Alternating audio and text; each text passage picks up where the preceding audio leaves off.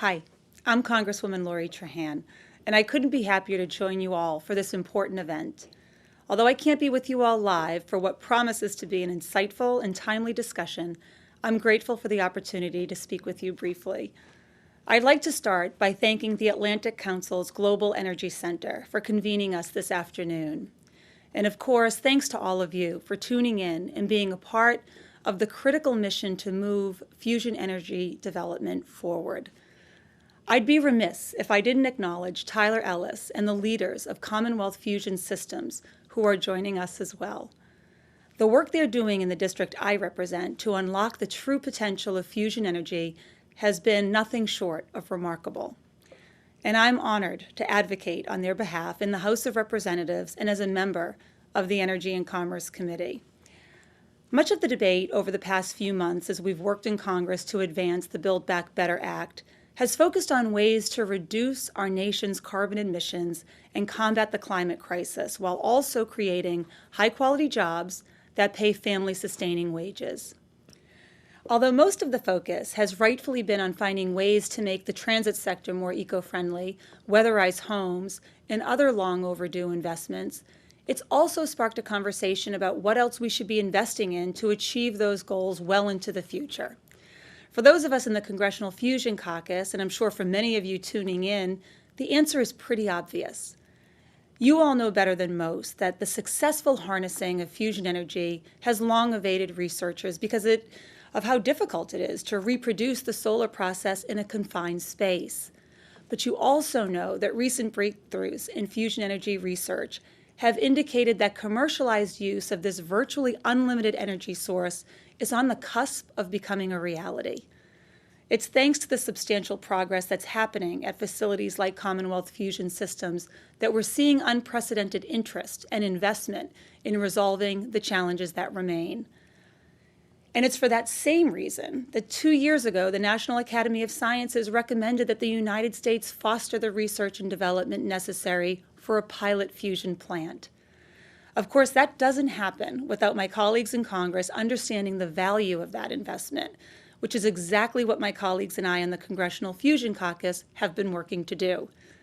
To that end, I partnered with Congressman Connor Lamb to sponsor an amendment last fall to the Clean Energy Jobs and Innovation Act to expand fusion R&D across our nation's labs and universities and to facilitate greater private investment in this technology. Not only will our amendment help show the tremendous benefit of federal support, but it will also enable the United States to lead the way in demonstrating the power of commercial fusion energy and the key role it stands to play in defeating the climate crisis. I'm pleased to report that this important provision was later made law as part of the Energy Act of 2020. However, our work is far from over because, frankly, the urgency in this effort cannot be overstated. Those of us working hard on this issue recognize that we aren't the only nation working to meet this challenge. In fact, many countries, including China, are pouring funding into a fusion power solution that could change energy production as we know it. Without additional federal investments in fusion energy now, the United States risks ceding our leadership to others. We simply can't afford for that to happen. That's why the House's version of the Build Back Better Act includes the $325 million I requested to carry out the milestone-based fusion energy development program created by my amendment. The next step, of course, is making sure this provision survives negotiations with the Senate, and I'd ask that those of you who share my urgency around this issue to work with us and your contacts in the Senate to get this investment across the finish line. We have an incredible opportunity in front of us to initialize an industry capable of generating jobs for decades to come and to lead the world in developing a substantial new source of carbon-free electricity. All we need to do now is act to take full advantage of that opportunity and maximize fusion energy's tremendous potential. So thank you all again for taking the time to participate in this important discussion. And thank you for your commitment to unlocking the future of clean energy.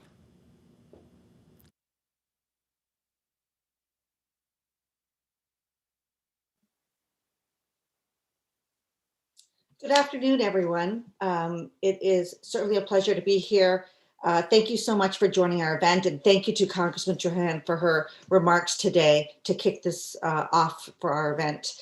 I'd like to again thank everyone, and the title of this event is the future of fusion technology in the United States. So it's certainly an exciting time as we move forward. And I just want to say, wherever you are in the world, I hope everyone is doing well and healthy. My name is Julia Neshwat. I'm a distinguished fellow at the Atlantic Council Global Energy Center. So it's such an honor to be here today. So we're going to talk about fusion. Fusion technology, the process of harnessing the energy released by fusing atomic nuclei together. I would be remiss, however, if I also didn't thank the famous Albert Einstein for all my fellow scientists out there and his famous equation, E equals mc squared, which says in part that mass and energy can be converted into each other, and actually explains why this process can actually occur. So when we think about today, there's such potential to be a game changer in the quest to decarbonize the national economy. There are several features that really contribute to making fusion the ideal candidate to supplement particularly intermittent renewable sources. You have a virtual unlimited carbon-free fuel source, also minimal safety concerns for the public. There's also the capacity to provide clean, reliable baseload power. So again, thinking about the technological advances over the past decades, it really has given rise to such a flourishing domestic fusion industry, all which is aiming to really try to achieve that break-even energy production within the decade. And again, I want to emphasize the decade. I mean, to have fusion power on the grid by the early 2030s, I mean, that's not that far away since we're almost in 2022. But we're very fortunate to have with us today a number of experts and leaders in the field who will engage today in a dynamic conversation on this topic, and we'll possibly take questions at the end from the audience as the session develops. Before we jump in, I do have a few small reminders for the audience. First, if you can, follow us on Twitter at AC Global Energy, and you can use the hashtag AC Energy. We are on the record, so and currently live streaming on YouTube, Twitter, as well as Facebook. So we encourage you to share and post about what you hear today and all of your thoughts. Those in the virtual audience can submit questions through the Q&A function in Zoom, and I'll try to get as many of these as I can. If you're watching, however, on YouTube, unfortunately, we can't take those questions. So let me now turn and pivot to our panel discussion today on 4 superb speakers. We are joined by Tyler Ellis, Senior Advisor for Commonwealth Fusion Systems, David Livingston, Senior Advisor to the U.S. Special Presidential Envoy for Climate, Marco McGarry, Board Director at the Atlantic Council, and Amy Roma, Partner at Hogan Lovells. So thank you all for being with us today. And I'm going to start off with Tyler. Tyler, are you on? Yes. Great. Thank you for being here. First of all, I wanted to begin by congratulating all of you at CFS for successfully demonstrating the high temperature superconducting magnets that make your fusion device Spark, which I believe was in collaboration with MIT, possible. I also feel that, for the benefit of our audience, it would be great and helpful to really start out if you're able to provide just a basic overview of the fusion process. Just kind of give us, an idea of how it works, the necessary conditions and inputs, maybe some of the challenges and advantages behind that. Sure. Well, thank you very much. And thank you for having me into the Atlantic Council for hosting this event. I think this is a really important conversation. So I'd like to start by introducing myself. My name is Tyler Ellis. I originally started out as a nuclear physicist from MIT, as well as an MBA from Harvard.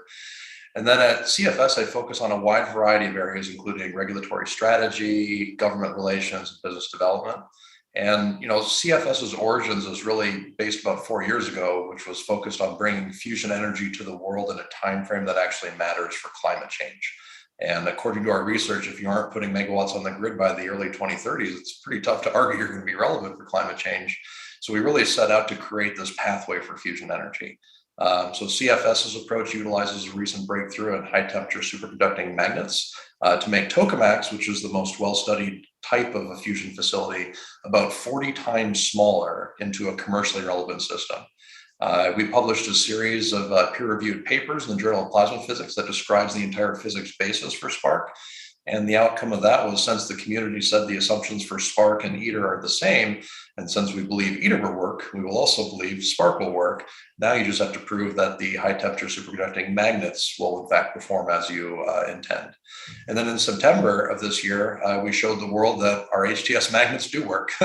And we have already broken ground on SPARC at a 47-acre site in Devens, Massachusetts, which is our facility to demonstrate net fusion energy in a commercially relevant package. We are also planning on putting the first fusion megawatts on the grid in a separate facility called ARC by the early 2030s. I think it's important to mention that there are many different approaches to fusion energy. Out of the 20 different companies in the Fusion Industry Association, there are widely different approaches utilizing magnetic confinement, inertial confinement, and magneto-inertial confinement approaches, and also using a lot of different types of fuels, such as deuterium, tritium, proton boron 11, and others. The common element amongst all those companies is that they're being designed with the eye towards being compact and providing economic power generation to the grid by the 2030s. So what is fusion? It's the main energy source for the universe, and it's also the energy source for our sun. It's actually the energy source that powers all the renewable energies on Earth, including wind and solar energy. And it involves combining two types of hydrogen together to release a massive amount of energy, a helium atom, which goes into birthday balloons, and a neutron. So for comparison, just burning one carbon atom, like in a fossil fuel type of facility, you release a few electron volts worth of energy. But as the E equals MC squared formula that was mentioned by Julia, if you fuse two hydrogen atoms together, that will release 17.6 million electron volts worth of energy. 17.6 million versus 2. That's the difference in power density that we're really talking about here. The fuel source comes from hydrogen, which is in water and very widely available. It doesn't use any special nuclear or source material like uranium or plutonium, so there's no proliferation concerns. It's incredibly safe. It's not possible for a fusion facility to melt down or have a criticality event. It's capable of providing 24/7 constantly operating power in order to strengthen our grid. It doesn't produce any high-level waste like what you have with fission systems. And fusion facilities are mostly steel and concrete, so there's not the same fuel source or critical materials input challenges like you have with some other energy sources. Now, from a technology standpoint, across most concepts, there are still a few systems that need to be proven, like the blanket and first wall materials, to fully clear the way for fusion energy systems to be deployed on the grid. And I was really heartened this morning when the House passed their version of the Build Back Better bill, which includes the $325 million for the Fusion Cost Share Program, which is a really great start to supporting the private fusion industry to both keep it in the United States, as well as provide similar to support to what the governments of the UK, who has about $560 million worth of public-private partnerships, or the hundreds of millions that the Chinese is investing in their public-private partnership organizations. They're doing that obviously to attract the private companies to their shores. Now, obviously, the focus is on the Senate with regards to what they do with the Build Back Better bill. And then finally, in as regards to the other activities going on in the United States, the Nuclear Regulatory Commission is currently deciding how they'll regulate fusion energy in the United States. And the discussion is focused on either treating fusion systems similar to research accelerators and medical and radiation facilities, which they're actually very similar to, or treating it under kind of more onerous regulatory approach for fission systems. So that's kind of an ongoing discussion that will be taking place over the course of the next year. But kind of at a high level summary, I think that covers a lot of the points. Terrific. No, thank you. That was very helpful. I mean, some words that stuck out to me is being compact and powerful. I mean, those are, key elements to any commercialization. If I can just follow up, and now that CFS's magnets have been successfully demonstrated, where do you see like some sort of proposed timeline to commercialization? What does that look like? And how does CFS get to that net power gain reaction and then to commercial power production? Yeah, so the initial money that CFS has raised was really focused on demonstrating that our HTS magnet technology works. And since we've achieved that successful magnet test in early September, we are now fully focused on finishing the design and the construction of Spark to demonstrate net fusion energy in a commercially viable facility by 2025. This is roughly 10 years ahead of the international program ITER, which is a pretty significant acceleration. And Spark will be a domestic US-based burning plasma facility with a Q of greater than 10. That means 10 times more power out than what you put in to run it. And then we plan on putting the first fusion megawatts on the grid by the early 2030s. And then in addition to completing the design and construction work on Spark, we're also working on the remaining systems necessary for building the first fusion power plant ARC so that it can be operational in the early 2030s. So that's fully in line with kind of our corporate goal timeline. Fantastic. Thank you very much. Let me turn to David, if I may. David, are you on? I am. Thank you, Julia. Wonderful. Thanks for being here with us. As Tyler just outlined for us, fusion seems to possess the output reliability. And when we think about the safety benefits to play an important role, especially in the clean energy mix of the future. With the aftermath of COP26 now, to what degree are you seeing climate policymakers in the US government thinking about fusion, particularly in the more medium to long-term planning? And what role do you see fusion playing, particularly in the US decarbonization drive? Well, Julia, thanks for having me. And again, my thanks to the Atlantic Council, to all others, and my congratulations to Tyler and to Commonwealth on the important breakthroughs that they've had to date, the important milestones they've had to date. And I think we're all excited to see what's going to happen in the years to come from both the public sector and the private sector. And I want to touch on that briefly because I think I'm convinced, and it's one of the reasons I'm here, is so many are convinced that fusion energy and net energy gain specifically, meaning fusion energy that we can truly use and that can benefit society and humankind as we face the climate crisis, is much closer than we think. It's coming faster than most think. And I just want to highlight that, the reason that this group assembled here is so important is that it underscores that the growth of private sector fusion companies is a competitive advantage of the United States. We talk a lot in the Biden-Harris administration about building a competitive advantage in a decarbonizing global economy over the coming decades. And I think that leadership in fusion energy, both building on the important research basis and foundation that the public sector has provided, but with the innovativeness, the creativity, the ingenuity of our private sector, that provides a real important element of clean tech competitiveness in the 21st century. In addition to, of course, being a solution that globally societies around the world can benefit from.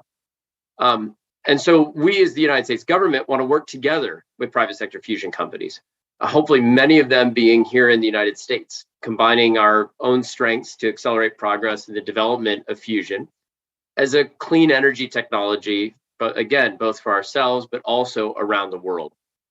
Because this is something that if we do achieve the ambitious timelines that are being put forward, it's going to be just a game changer for so many economies and societies. Now, ITER was mentioned. I think ITER provides a really important example of how to do international science collaboration and how to do it effectively. And of course, I think the continued progress on ITER is critical and important. But we also need to build on that progress in new ways as we prepare for a world with commercial fusion. And as we see the indicators that our belief in that commercial fusion future is indeed closer than we think. So, for example, our Department of Energy has established the Innovation Network for Fusion Energy, also called Infuse, that provides private fusion companies with access to capabilities and expertise of DOE laboratories. And we're going to continue exploring additional ways to expand our partnerships with the private sector. The key thing is that even if it doesn't come to market for a decade or more, fusion energy production is something that can create jobs, can develop supply chains, even over the coming years as we get closer and closer to sustainable net energy gain. In other words, energy production and the pursuit of fusion energy is a continuous manufacturing project. We want to continue to find cheaper, clean baseload power by placing strategic investments in potentially big wins like fusion energy. And let's be very honest, despite what I've mentioned so far that we're trying to do anew in the Biden administration, we're building on a history of what I think is frankly underinvestment in fusion energy thus far. I do want to say though that it's pretty apt we're having this meeting today, because today the passage in the House of Build Back Better, which includes $885 million in fusion funding, really sets the stage for the U.S. to reassume leadership, right? We can go far beyond even just the Infuse program that I just mentioned and really take a fast leap ahead in terms of our fusion leadership in the United States. I'll touch on a few other things as we continue the conversation to come, but I just want to underscore, one other point here, which is that fusion itself and some of the advances in fusion has benefited from investments we've made in other adjacent areas as well. And so we shouldn't see this as a siloed sort of sector that's in competition with other energy sources or other strategic technology investments. I actually think they benefit from one another. So to give you an example, some of the breakthroughs that we've seen in quantum computing, for example, have helped lead to the breakthroughs that we've seen in the advancement that we've seen in making fusion a commercial reality far earlier than many expect. And those sorts of strategic adjacent investments are going to be important to continue to drive fusion forward.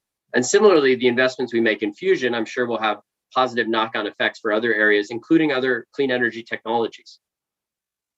And then the second thing I just want to underscore here is, again, the notion that fusion energy isn't just yet another energy resource. If we get this truly boundless, clean baseload energy that we can deploy at commercial scale, we unlock so many other opportunities around the world, from to unlocking vast new opportunities in negative emissions, to not just stop and halt climate change, but to actually undo some of that damage that's already been done, and to be able to reverse some of the inertia in the climate system that would otherwise drive worsening climate impacts over the years to come. We can do incredible things with desalination. We can solve some of our water issues, some of our many other interlinked environmental challenges when we unlock that clean baseload energy. So I'm excited about the investments that hopefully we'll be making in fusion. I'm excited about the prospects that can come with getting the Build Back Better package done and fully through. And I'm very excited about the work that so many innovative companies and so many entrepreneurs are now doing in this space. We need to let 1,000 flowers bloom. And I know, and I am proud that the United States government is going to be a coach and an ally in that journey. That is music to our ears, David. Thank you so much. I mean, between the public-private partnerships, having to put the resources that are going to be coming through, the U.S. leadership behind that, and then I think the fact that you don't really hear too much about this reversible inertia that could take place to help battle against climate issues, again, quite the game changer. So thank you. And I think that's a great segue when we talk about investors. I'd also like to turn to Marco, our terrific board director at the Atlantic Council. Marco, are you online? I am. Wonderful. Well, thank you for joining us as well. Marco, it seems that though fusion power production has always been, a few years away, so to speak, you hear that quite often. Advancements over the last several years, actually, including those by CFS that you heard earlier by Tyler, have now made this an actual possibility. With governments around the world ramping up efforts, as we just heard from David, trying to demonstrate the various fusion technologies and securing raw materials. How how important is it for the US to really lead in the fusion development and emerge as an early adopter? I mean, it sounds like the pathway is there, as we just heard from David. Well, Julia, first of all, thank you for leading this conversation. And I have to say the Atlantic Council is always a forum for discussing the real forward-looking strategic topics. But Tyler and David have already lined up, I think, the critical profiles to address this question. Number one, I have to say, when I first came to the United States, where I moved last year, it couldn't be more evident that Brussels and Washington are complementing each other on two perspectives: a top-down regulatory objective and target setting perspective that is more ingrained in the way that the European Union functions, and an incredible strength to be, of course, driven by the political system, but of the United States to develop innovation, new concepts, new ideas, and to bring public and private players, aggregating them with a fearless quest for the moonshots. I mean, we've seen this happening across different industries, and most recently last year, we were all looking at what happened in the space industry in particular. So I have to confess that when you listen to Tyler and when you listen to what's happening in the compact, private, nimble, efficiency and focused-oriented world of fusion, you really realize that the government-to-government conversation that has been happening on ITER needs to be complemented by a transatlantic leadership approach, a US leadership approach that can lead us to develop fusion as a sustainable, quick solution for baseload power. And let me add two components why I think this is essential. Well, component zero, we've already said that. This word is capable of developing supply chain, of creating opportunities, which are not always the case in the transition, for making the transition into a net positive contributor to job creation and wealth creation amongst communities. But there is two different aspects to it. Aspect number one is what Tyler has mentioned at the beginning. I think we should absolutely emphasize how this model for fusion is really capable of bringing decentralized application opportunities. It's capable of bringing compact installations that may ease siting, that may reuse sites that already belong into the energy system, that may not only apply to the United States, but may, of course, be an opportunity for US leadership, bringing this new technology, this new source of energy in other contexts. And let me just say that with my E&I hat, we always have an eye on what's happening on energy access issues, where energy access is not a given fact. And clearly, the model that CFS has presented us with leads in that direction. A very last point I wanted to make is that you asked me about how can this bring US leadership. It can bring US and Atlantic leadership in proving that a nimble public-private partnership-based model that leverages on academia, that leverages on innovation, on individual creativity, on entrepreneurial spirit, leads and comes quicker than other systems. And I have to say that nuclear, the traditional nuclear has been a matter for conversation. We have to completely change the paradigm here. We are speaking of something completely different. And hence, we're speaking something where the US and Europe can really prove the platform for demonstrating a completely new world of technology and energy leadership. Absolutely. I mean, I think that partnership will be key in moving forward and getting it commercialized and putting on the market. So I think that speaks volumes and understanding what our partners or allies are doing and how quickly we can move forward on this. But as you said, being sustainable and as a quick solution and that compactness, it almost seems like a no-brainer how we could not want to work together on this. But thank you for that, Marco. Let me now turn from a regulatory legal standpoint. Amy, are you on the line? I am. Thank you. Hi, Julie. How are you? Great. Thank you for joining us as well. Amy, I wanted to quickly highlight, as you detailed in a report, I think it was back in 2020, about the regulatory framework for fusion being rudimentary at best. And as we're hearing, especially as companies work on projects with vastly very different fuels and design types, what do you think is the best approach for regulators to try to take and ensure more dynamic and vibrant innovation, but at the same time trying to recognize the unique concerns that are posed by fusion overall? Thanks so much, Julia. And thank you again to the Atlantic Council for having me here today. I think to answer this question, I'd like to just rewind just a few weeks to COP. I had the pleasure of being in Glasgow at an Atlantic Council event where energy and ministers from foreign governments and CEOs of various companies got together and spent several days discussing how, where does the rubber meet the road on decarbonization? How are we going to implement the promises the governments are making about climate change in the real world? And one of the things that really stood out to me was that this is a very complicated task. We need to use all of the tools that we have at our disposal. We need to support emerging technologies and energy innovation. The United States needs to play a leadership role in doing that and helping bring these technologies to the world, not only for decarbonization, but it's also a huge market. Decarbonizing the global energy sector is a huge economic opportunity.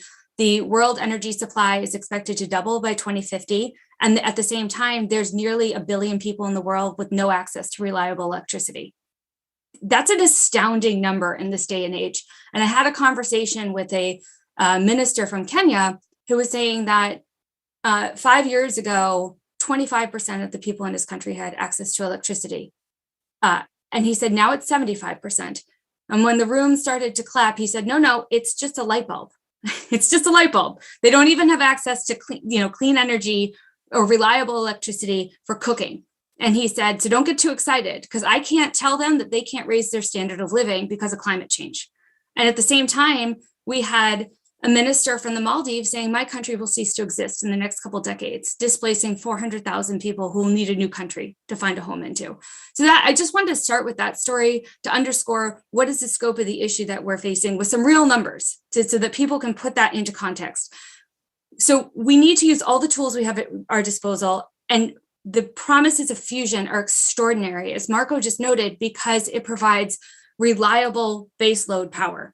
It can be combined with renewables, but most importantly, it can help shore up the grid reliability, energy security, and independence, and has a whole host of other promises for non-electrical uses, industrial uses, water desalination. So the promises are immense, which means we need to do everything we can, both from the private sector and the public sector, to help commercialize this technology, which brings us to the regulator. The regulator here is the Nuclear Regulatory Commission, which has regulatory jurisdiction under the Atomic Energy Act over radioactive materials. And so when you say to me, what should the regulator do? The regulator needs to risk inform its oversight for fusion. So it can't take its fission regulations and say, we're going to do this. It needs to look at its regulations and figure out what types of risks does the fusion technology introduce, and how should it be appropriately regulated? Do we take a more lighter hand, or does it need a more heavier framework to commensurate with the risk? They've evaluated that so far for the prototype facilities that are under construction. So for the CFS facility, for the Helion facility that's under construction in Washington State, it's under a state radioactive materials license through an agreement state jurisdiction with the authorization delegated down from the Nuclear Regulatory Commission. And that's worked just fine, and everybody seems comfortable with that. And so I think what the NRC needs to do as these technologies emerge and develop, and as the designs become more robust and filled out, evaluate the technology and look at the risk significance that it presents, and then make sure it does not take a heavy hand to oversight if that is not appropriate, commensurate with the risks to the public health and the environment.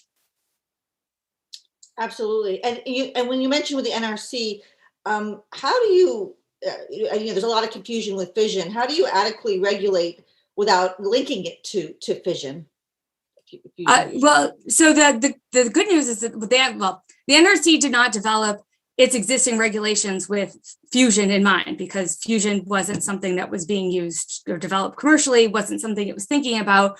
But it does have a robust framework of regulations that apply to different types of radioactive materials. So it has a robust set of regulations for byproduct material, a robust set of regulations for source material, which Tyler mentioned earlier was uranium or thorium, and another bin for special nuclear material. And kind of as you go across from byproduct material at the low end up towards special nuclear material, the regulations increase because the safety significance of those materials increase. And then they have other types of facilities that they regulate. The Part 50 regulations are where they regulate fission reactors. And then they have regulations for fuel cycle facilities under the Part 70 regulations, but those are facilities that use special nuclear material. With fusion, the technologies are very diverse. As Tyler mentioned, the fuels are very diverse, but most of them are using byproduct materials. And so that puts them in the kind of the Part 30 space.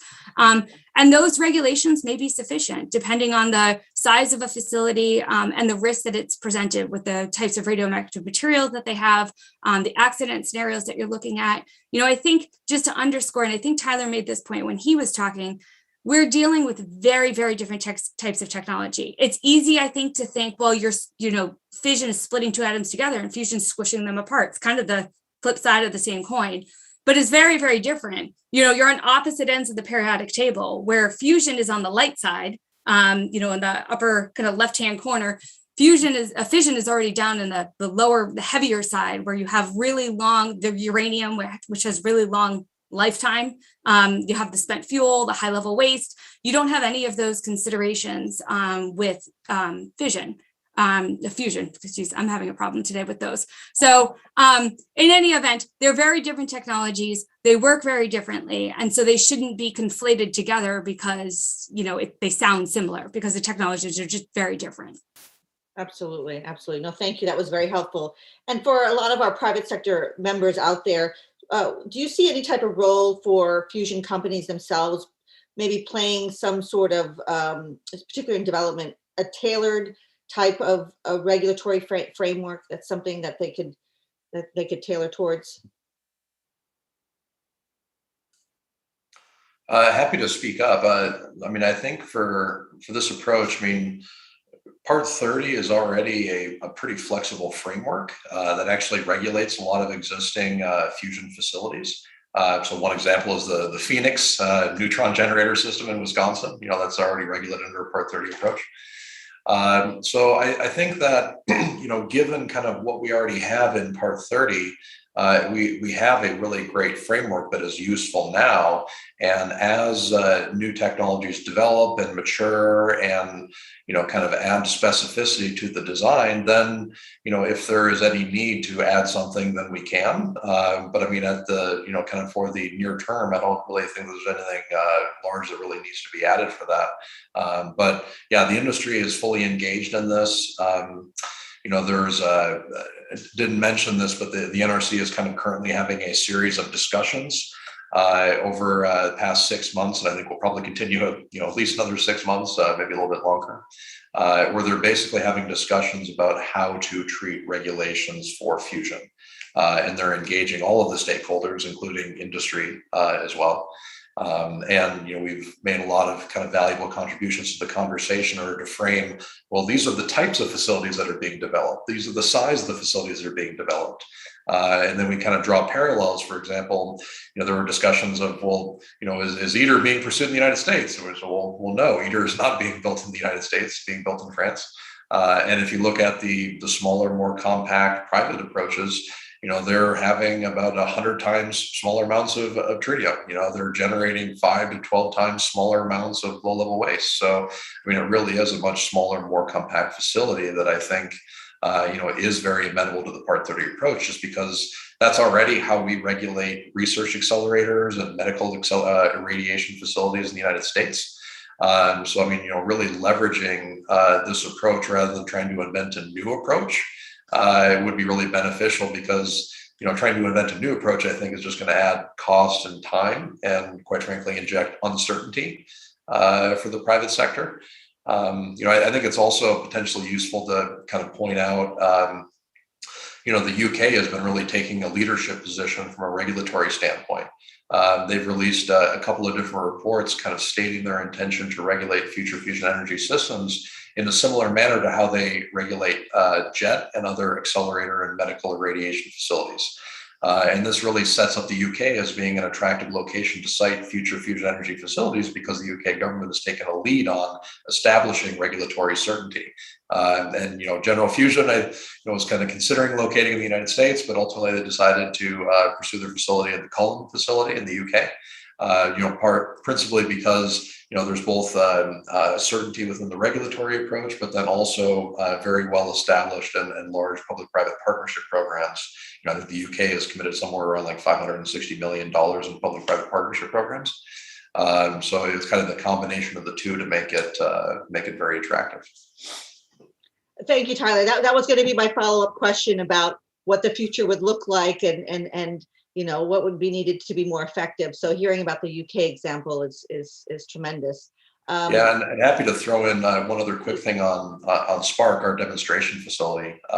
So Spark will be regulated kind of under the 10 CFR Part 30 approach. So in the United States, we actually have what they call an agreement state program. So the agreement state program will actually take on the responsibilities of the NRC within the borders of their state to regulate facilities that would be under Part 30. So in our case, we're actually working with the Massachusetts Radiation Control Program to provide the licensing for the Spark facility. And I think Spark is really going to serve as a very important regulatory precedent for the fusion industry, and for future fusion power demonstration facilities like ARC. We'll be starting the design work for that in probably a few years' time, and I think it'd be incredibly helpful to have clarity that Part 30 would also apply to these fusion energy demonstration facilities. Because that would be in line with how the UK is intending to regulate fusion energy, and it's in line with the risk profile for the facility. And I think that that type of certainty would really just aid and further cement the US-based private fusion industry to build their next generation facilities here rather than abroad. Excellent. Well, thank you, Tyler, very much. When you think about over the last several decades, fusion has largely been seen as more state-led and more experimental. So I'd like to turn to Marco real quickly. Even today, arguably the most well-known fusion project, ITER, which was mentioned earlier. And for those who don't know, it's basically this collaboration of about 35 nations on this large fusion experiment. And it's run, again, by this consortium of governments, but with the private sector companies currently providing this massive push for fusion commercialization. What needs to be done to try to shift these investors' perception, if anything, on fusion development from an academic, view to more of a real energy possibility that's tangible, I would say, and worthy of that investment? And also, how do you also see the market developing as well, particularly in the next several years? Again, I have the privilege to work in a company and sit in its fusion committee that since 2018 has found in CFS a real commitment to seeing the breakthrough that this technology can find.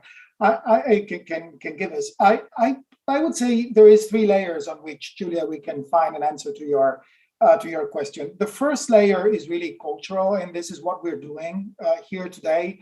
We need to move fusion from the space of research and academia into the space of those technologies that we need to fulfill the IEA model that told us just last year that 50% of emission reductions that are needed in the framework of the Paris Accord have to come from technologies that do not exist.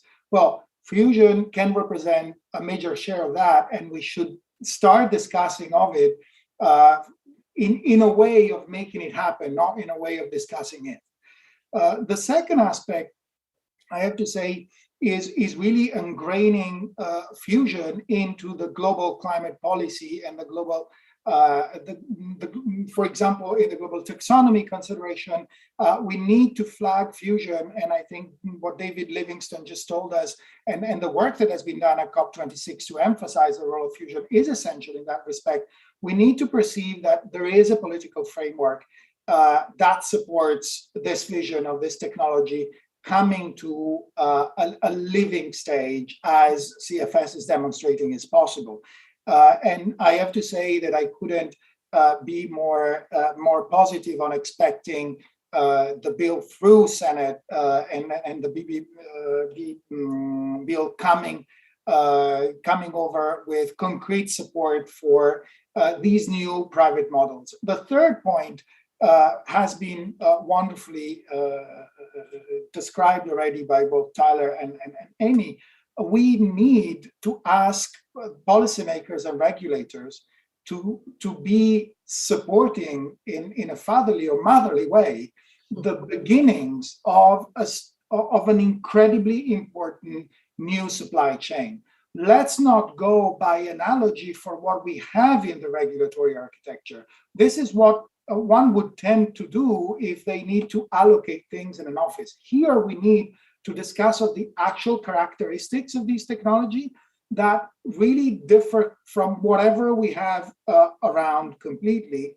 So we need to have a dedicated, at least a dedicated methodology, a dedicated set of principles, a supportive approach to building regulation and permitting around this technology. And I think this is essential to de-risk investment, to bring in new players, and to keep this private investment momentum for commercial fusion going on. No, absolutely. I mean, there's certainly a role for everyone here. You know, when we think about the minerals and the material requirements for fusion energy, I mean, it's quite extensive, actually. And yes, we've already seen some of the efforts to try to ramp up that production, particularly in the high temperature superconductors, the supply chain management. I like what you said about having this new supply chain. All will be, of course, will be to the success of the industry overall. Are there any, just to wrap up with this, are there any type of steps that you'd say in particular that companies can take to be more secure and reliable with the access to the inputs that can help to generate the fusion power? I mean, how can both governments and investors help at this point in time? Well, I think one of the characteristics, and of course I'm speaking under the control of Tyler here, that cannot kick me under the table if I say something, but please disagree. I think there is two dimensions here. Fusion, the way that CFS, amongst others, is developing it, is really ticking many boxes of de-risking investment in terms of the global approach to supply chains, of what is existing in terms of different inputs, of fuels, the availability of fuels, of course, the level of safety that is very high, et cetera, et cetera, et cetera. So I would refrain from considering fusion in the framework of those technologies that require a specific preoccupation, for example, on critical minerals. There is, of course, a preoccupation to build a robust and resilient and sustainable supply chain. And there again, I think US leadership is essential to capture the opportunity of building on onshoring or nearshoring or friendly shoring. I mean, I consider the Atlantic a very small pond. Others may consider that bigger. The supply chain for this new technology, but I don't see that as the critical policy point. The critical policy point is enabling robust, sound, efficient, and commercial technology demonstration. And once this is done, we will really have what Tyler and Bob Mungard defined the star in a bottle. We will have a technology that is particularly efficient and particularly easy to deploy. Also, I believe in an industry that of superconductors that will be a critical supply chain for this technology to come, that is undergoing major important developments, and where again, and I'm thinking to the council, to the EU-US Council that was held in Pittsburgh, that again is a necessary platform for EU-US cooperation. So a number of things really come together to tell us that we should foster more cooperation to promote this approach as a critical success factor for a EU-US approach to climate change and developing climate technologies. Thank you, Marco, very much. In the spirit of partnerships, I wanted to turn to David real quick to the topic of potential opportunities for more international civil cooperation and fusion. Again, as we know, fusion devices are being developed now all around the world, as we just heard. A wide range of fuels and designs that are under construction. So how do you see the U.S. government trying to, I would say, nurture those cross-country relationships? Again, I know we touched upon these partnerships earlier on, but if you're trying to accelerate the development timelines, if you're trying to import and export technologies and bring world-class talent to the U.S. To try to work on these future projects, how would you see those relationships accelerating? Well, let me just say, first of all, there are multiple different levels at which we can think about this. Number one, the demand for cheap, clean baseload, again, that fusion can represent and be so transformative in delivering is abundantly clear coming out of COP26 in Glasgow. Coming out of COP26, 90% of the world's GDP now has a net zero commitment of some kind. 154 countries have put forward new enhanced climate action plans, nationally determined contributions in the parlance of the Paris Agreement, the 2030 climate target. Secretary Kerry likes to note that that well over 60%, probably closer to 65 or so percent of global GDP is actually, with their net zero targets and their 2030 goals, aligned with a trajectory that can keep the world on a 1.5 degree aligned path, keeping global warming to no more than 1.5 degrees.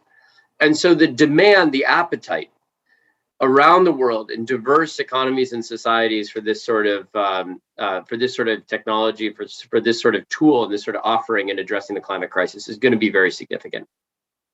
At the same time, of course, we're still not there. There's still that 35% of global GDP that needs to get aligned. And by the way, this represents some of the fastest growing, energy demand, some of the fastest growing economies, consumer markets around the world, and some of the larger emerging markets around the world.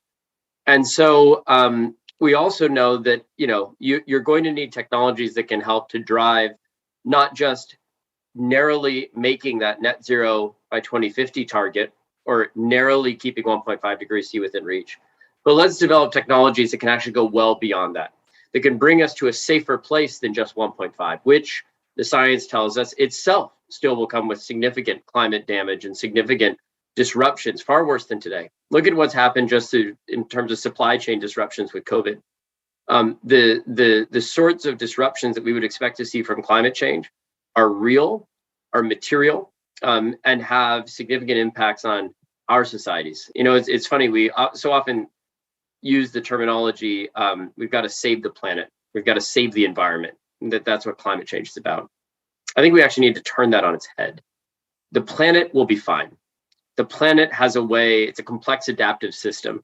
It evolves and will persist, and there will be, new ways in which that planet will continue to persist, even in a world of extreme and violent climate change. It's human beings, it's human societies, it's our economies, it's our livelihoods, our jobs that we're actually trying to save here, not just the planet that we live on. And so what does that require? It requires taking leadership positions, having real first movers, high ambition countries that are willing to drive forward the research and development, the commercial deployment, the supply chains, the globally connected supply chains that are going to be necessary if we're going to get commercial fusion to scale at the speed we need.